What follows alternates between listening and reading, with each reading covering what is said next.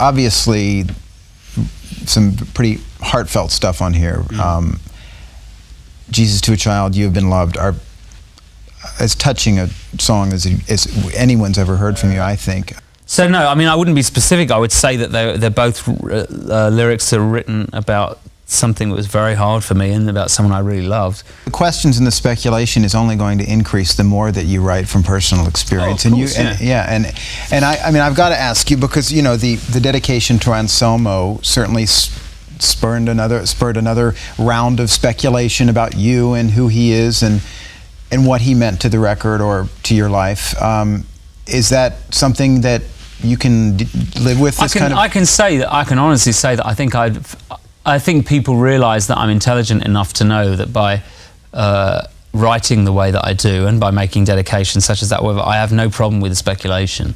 You know, if I really didn't want people to speculate about my sexuality, I wouldn't do it, would I? Is he gay? Is he straight? Is he whatever? I have no problem with that. Everybody does it. We all do it about each other. You know, I have a real problem with people who think that somehow it's strange that they're not given the answer. Like you're supposed to deny, or you're supposed to confirm, or whatever the rumour is, you know. And to me, I don't know when it became I don't know when it became part of the job that you had to give your entire life. I mean, everybody knows if you become a public figure, you give up a lot of your life. But in the 1990s, it's like, don't do it. If you don't want everything raked over, and if you've got anything to hide, don't do it. It's kind of like, I don't understand that. I mean, you know, we're becoming more and more and more voyeuristic to the point where people are angry that the questions aren't answered. And it's like, piss off, this is my life. I've got absolutely nothing to hide. I have no fear of people speculating about my sexuality.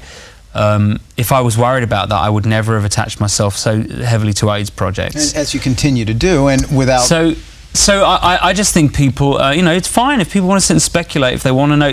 Most of the things people will hear about me will not be true. Most of the things I hear about me are definitely not true. But as far as people who think that they have a genuine interest in my personal life, the only people that have any right to be interested are people who really like the music.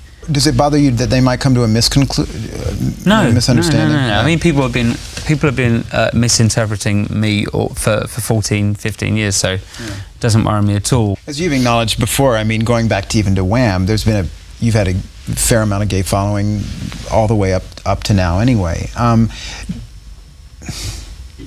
Do those fans have a right to either know if he's gay, then why won't he come out and sort of be on our side, or B, if he's straight, clear up the confusion here and stop, you know, teasing us, I guess. Yeah, that's the thing. There's people think that somehow there are various groups of people that want you to do one thing or the other, and it's just like, I'm sorry, but where on earth did I get this responsibility from? You know. I think my private life is all that I really have that's really private. You know, there is not a person in my life that I care about or that cares about me that doesn't know who I am or what my life is. But outside of the people in my life, I mean, who am I clearing it up for, and why am I clearing it up for them? I've had all kinds of rumors. I've had people from the moment I started doing work on that I started doing any charity work for AIDS. People said he must have AIDS.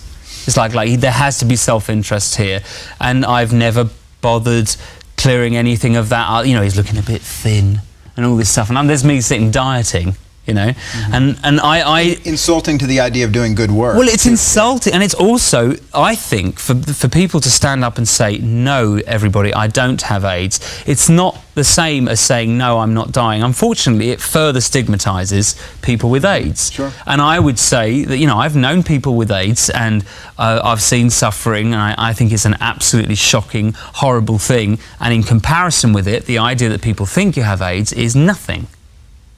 Right? So I'm doing work to help people, and to stand up and make everybody think that I was terrified that they might think I might be HIV positive, I thought would have been totally counterproductive.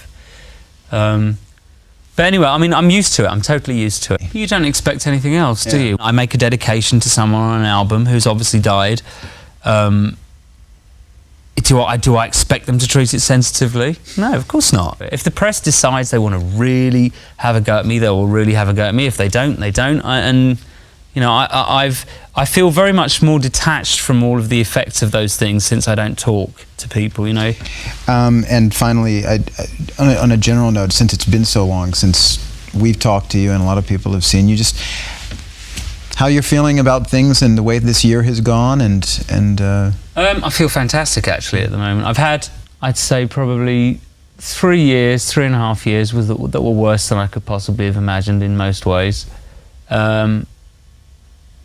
And I've come out at the other end of them. I mean, the old cliche about no pain, no gain appears to be true, because I've come out at the end of it, and I don't think I've ever felt as positive about my life and my work as I do now.